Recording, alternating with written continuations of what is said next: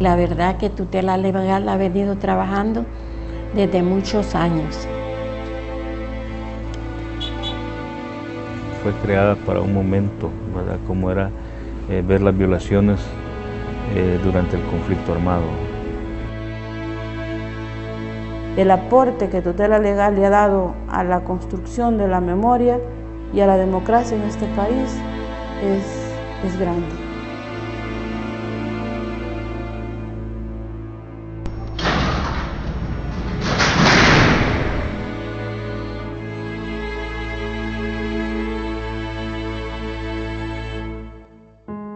Entre 1980 y 1992, El Salvador vivió una guerra civil que dejó más de 75,000 víctimas, un 80% de ellas civiles.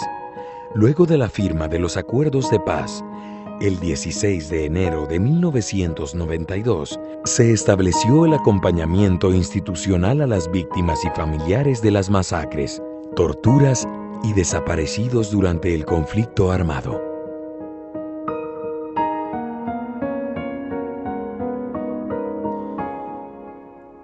A raíz de todas estas violaciones a los derechos humanos, Monseñor Romero creó en 1977 el socorro jurídico que posteriormente se convierte en Tutela Legal del Arzobispado, con la intención de prestar asistencia legal gratuita a personas que no tenían cómo pagar un abogado. Ovidio Mauricio González, desde 1989, fue abogado de tutela legal y en el 2007 fue elegido como director de la Oficina de Tutela Legal del Arzobispado. Así vino trabajando tutela legal, ¿verdad? Con tanto caso que había en esos momentos, ¿verdad? A diario que se recibían denuncias, a diario se salía a buscar gente desaparecida, a ver a los detenidos políticos. Muchos logramos pues sacarlos, ¿verdad? de los lugares de detención, ¿verdad? Y pues incluso salvarles la vida. Mi nombre es María Dina Recinos Alemán. El 19 de junio de 1980 entró un operativo y fue que asesinaron a mis hermanas, a Adelaida y Angelita. Como a las 3 de la tarde llegaron los soldados. Y como yo tenía 12 años en ese tiempo, lo primero que le dijeron fue que ya donde estaba el esposo. Tu marido, le dijeron. Ella les dijo, no está, les dijo. Entonces le dijo el otro soldado, matala, le dijo. Y ella estaba con la mano, con las manos de ella en la piedra, sacando la masa. Le pegaron el primer balazo en el brazo y le cayó por allá el brazo. Que le rodaron las lágrimas. Le escurrió las lágrimas por los cachetes. Le dijo el otro soldado, terminala, le dijo. Le pegaron el otro balazo en el pecho. Me dijo el soldado, ¿yo qué decía? Nada, le dije yo. Agarraron a la otra hermana mía, la otra, tenía 8 meses de embarazada, se llamaba Adelaida. Llegaron y le dijeron lo mismo, que no te da vergüenza, le dije, puta, las mismas palabras le dijeron a la primera hermana, le dijeron a ella. Entonces ella le dijo al soldado que matala, le dijo. Le pegó el balazo en el pecho y cayó mi hermana. Como ellos andaban unos grandes cuchillos así, ataganes. Y donde estaba acostada la rajaron del estómago. Le sacaron al niño y lo aventaron para arriba. Pusieron el cuchillo así, cayó ensartado el niño en el cuchillo. Quedaron las 2 hermanas ahí muertas. Los cuches, los chuchos llegaban a arrancarle pedazos, pero los soldados no dejaban que nosotros los espantáramos.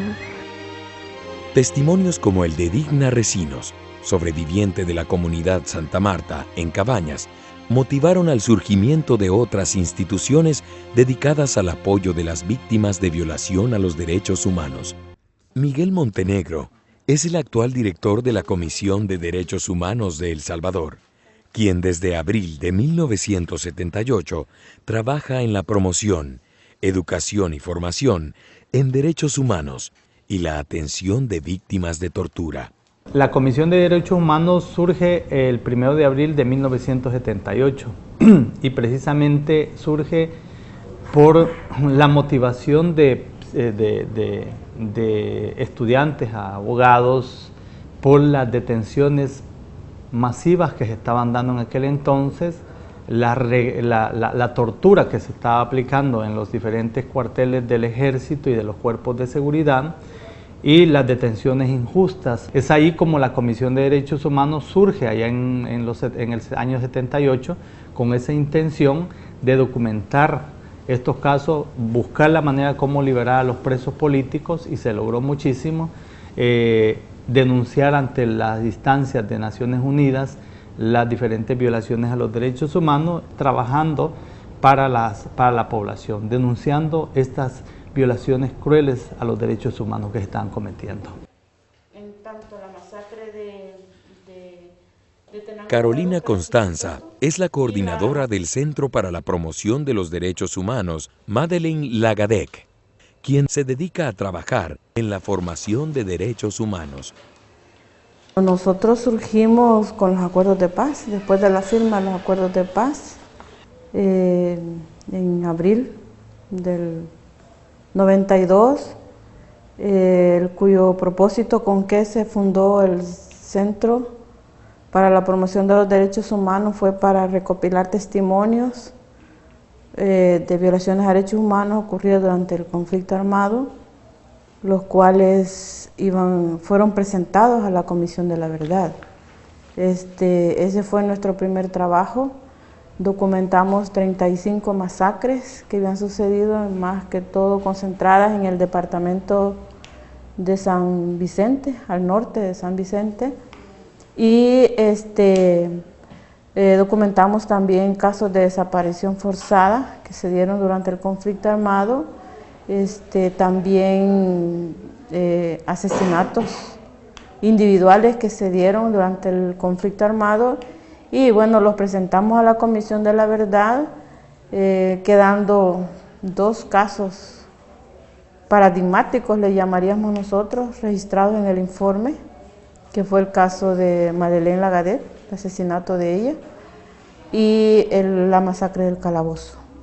Guadalupe Mejía funda en 1981, junto a otros familiares de víctimas, desaparecidos y presos políticos, el Comité de Madres y Familiares de Desaparecidos, Marianela García Villas. CODEFAN nace el 9 de septiembre del 81, que por cierto solo estaba el socorro jurídico y estaba el Comité Monseñor Romero. En ese tiempo venían hasta 12 denuncias diarias de personas que habían sido capturadas, otras desaparecidas y otras presas políticas. Entonces nosotros, cuando venían las denuncias, inmediatamente hacíamos la labor como los familiares venían, la búsqueda de estas personas. Las buscábamos en los cuarteles, en los cementerios, en las morgues, en los hospitales, y algunos de ellos los encontrábamos ya presos, y otros que no podíamos dar el paradero de ellos, ni lo pudimos, hasta la fecha no se sabe.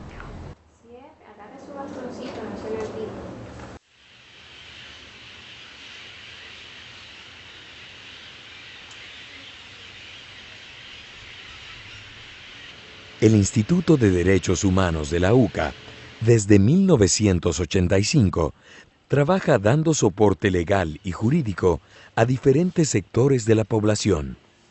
Benjamín Cuellar, actual director, establece la importancia del trabajo en derechos humanos. El IUCA nace exactamente 10 años después de que nace el Socorro Jurídico Cristiano, en agosto de 1985. Nace con alguna función que era la asistencia legal gratuita a personas de escasos recursos. Y también nos dedicamos a trabajar en los mecanismos temporales contra la impunidad.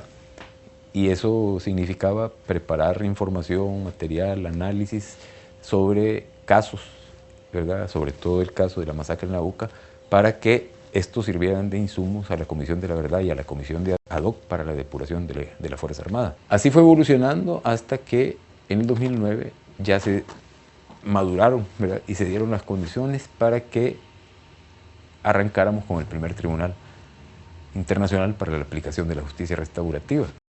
Y este tribunal aspira a ofrecer signos de pacificación que este país, y aún diríamos más, el mundo en el que nos encontramos, está necesitados de ello.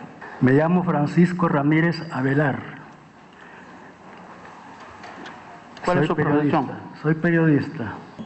Comenzaron a golpearnos en el suelo, tirados en el suelo, vendados de los ojos, con los dedos pulgares amarrados hacia atrás, patadas y preguntas. Preguntas como esta, por ejemplo, que si yo era el enlace de los periodistas con la guerrilla. Procederemos, señor presidente, a recibir el testimonio del testigo Andrés Hernández Rivera. Gracias. Quería preguntarle, aunque ya lo dijo, ¿cuántos familiares perdió usted en el...? Yo, mi familia, toda perdida. No, en la masacre, ¿cuánto? Sí, mataron, cabezaron a mi hermana aquí, que ella lleva para el hospital, estaba grave, la llevaron para aquí, San Vicente, al hospital de San Vicente. En el camino el escuadrón de la muerte, allí la apiaron y le dieron matar. Le volaron la cabeza, cuerpo por allá y la cabeza por otro lado. Nah. También su hermana y sus 5 sobrinos también. Sí, los 5 sobrinos, sí, murieron también, porque hasta esta fecha no damos cuenta de ellos nosotros. El tribunal ha decidido que íbamos a recoger en la resolución un extracto con lo más importante de lo que ustedes han dicho.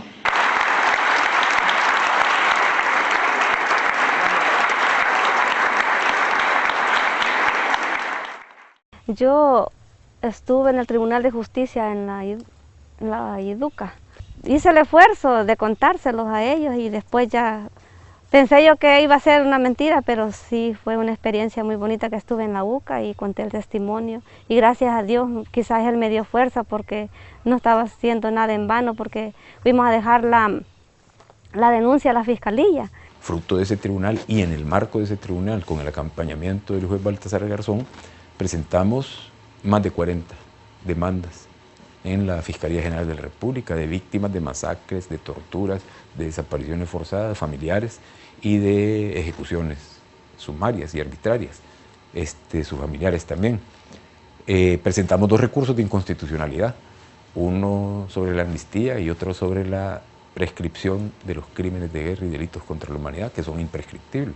Lo que se ha hecho con esta gente es llevar a la Fiscalía General de la República una demanda ya con nombre y apellido, señalando al coronel Cifrido Ochoa Pérez como responsable de la masacre, una masacre en Santa Marta, Cabañas, ¿verdad?, en noviembre de 1981. En ese tiempo estaba el coronel Cifrido Ochoa Pérez, que estaba en el destacamento militar número 2. Cuando lo sacaron en Quinta, que salimos, que fue el 17 de marzo, también él.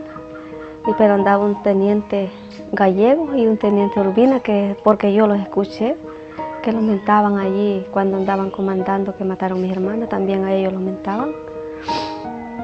No me lo han dicho, sino que yo escuchaba sus nombres y por eso injusticia no ha habido. El 30 de septiembre de 2013, las oficinas de tutela legal del arzobispado fueron cerradas por órdenes del arzobispo de San Salvador, Monseñor Escobar Alas. Tutela Legal alberga más de 50.000 expedientes con testimonios de víctimas del conflicto armado, entre ellos la masacre del Mozote, ocurrida en Morazán en 1981. Wilfredo Medrano fungía como abogado e investigador de tutela legal del arzobispado desde 1989, cargo que desempeñó hasta el 30 de septiembre de 2013, cuando el arzobispo José Luis Escobar Alas decide disolver el ente. Lo que sucede el 30 de septiembre con nosotros, como le hemos llamado, un cierre abrupto, arbitrario, en consulta también con los trabajadores.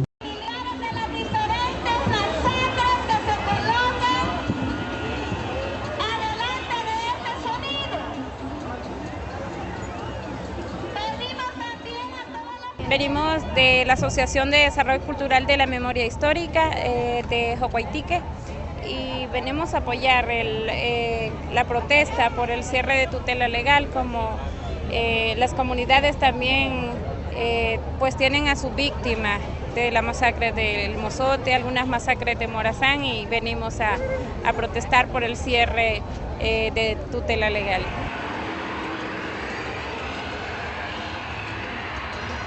Estoy aquí participando porque soy parte de la familia sufrida, soy parte de lo que sufrimos y por eso es que yo tengo que participar hasta que ya no pueda caminar. Para mí el señor obispo nos ha dado en la nuca, porque el señor obispo no contó con el pueblo, él tenía que contar con los familiares porque ahí están los casos de los desaparecidos. Porque es conocido de todos y de todas los últimos atropellos contra las organizaciones de derechos humanos y la amenaza de que se neutralicen o destruyan archivos históricos de violaciones de los derechos humanos. Están revictimizándonos a nosotros de víctimas y no debería ser así, porque lo que nos pasó fue muy duro y que nos hagan esto es volvernos a asesinar. El primer argumento que dio es que ya no tenía razón de ser tutela legal, que ya había pasado, digamos, a la historia para lo que fue creado. Luego emitió otro con la presión de la población que dijo que se había desnaturalizado en su creación. Luego otra que iba a crear una nueva institución, algo ilógico que cierra una y abre otra. Tras el cierre de tutela legal, Monseñor Escobar Alas anunció una comisión para la creación de un nuevo organismo de derechos humanos, la cual está formada por Monseñor Jesús Delgado y los padres Jaime Paredes, Luis Coto y José María Tojeira, quienes, además de analizar y gestar el nuevo ente, ayudarán a establecer el Centro de Documentación y Archivo Monseñor Rivera Damas, el cual resguarda todos los archivos de ex tutela legal. Entonces yo esperaría los resultados de esta comisión, ¿verdad? Yo les diría a las víctimas que si ya he esperado tanto años, después de haber rendido un testimonio, que esperemos lo que dure el trabajo de esta comisión. Cerrar tutela legal ha dejado esa inquietud, ese empañamiento, esa duda, esa inquietud. Creo que nunca va a quedar claro a qué respondía, ¿verdad? ¿A qué ha respondido esta decisión? Venir ahora el obispo a querer tomarse todos esos casos es bien fregado. Nosotros sentimos que se va a perder todos los logros que hemos tenido y quizás él lo que no quiere es que haya justicia para todas las personas que murieron. Aún hay una deuda muy grande de impunidad por parte del sistema de justicia y las reparaciones a las víctimas todavía es una deuda histórica. Y en ese sentido me he pronunciado, he pedido que se le dé espacio a las víctimas para ser escuchadas y que las autoridades del arzobispado colaboren con las víctimas para que tengan acceso a la información en orden a que sigan llevando con la normalidad que puedan sus procesos judiciales. En el caso de las víctimas que tienen sus expedientes en tutela legal, decirles que la lucha la continúan haciendo y vamos a seguir acompañándolos. Y que algún día, primero Dios, va a haber justicia y decirle al señor obispo que no los traicione así como nos ha traicionado, que somos seres que hemos sufrido y nuestros familiares lo sentimos y que cuesta dar un testimonio y que se ponga del lado de nosotros y que abra tutela legal porque sí la necesitamos, que esos documentos no se pierdan porque muchas personas están sufriendo como yo estoy sufriendo. Yo tengo fe, hermanos, que un día saldrán a la luz tantos desaparecidos y tantos asesinados, y entonces tal vez nos quedaremos atónitos sabiendo quiénes fueron sus autores.